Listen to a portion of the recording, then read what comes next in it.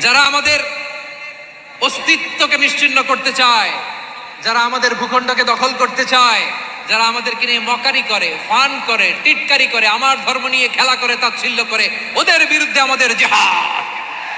খেয়াল রাখবেন, হিন্দু আর হিন্দুত্ববাদ এক নয়, ইহুদি ধর্ম আর জায়নিজম এক নয়। জায়নিজমের বিরুদ্ধে আমাদের সংগ্রাম, আমাদের জিহাদ। চিল্লায় বলেন ঠিক কিনা? এই যে ফিলিস্তিনের ভাইরা, তারা তাদের স্বাধীনতা সংগ্রামের জন্য লড়াই করছে, করে যাচ্ছে, আমরা এটাকে সমর্থন জানাই। চিল্লায় বলো ঠিক কিনা? কাশ্মীরের ভাইরা স্বাধীনতার জন্য সংগ্রাম করছে, আমরা সেই সংগ্রামকে সমর্থন জানাই। আওয়াজ করে বলো ঠিক কিনা?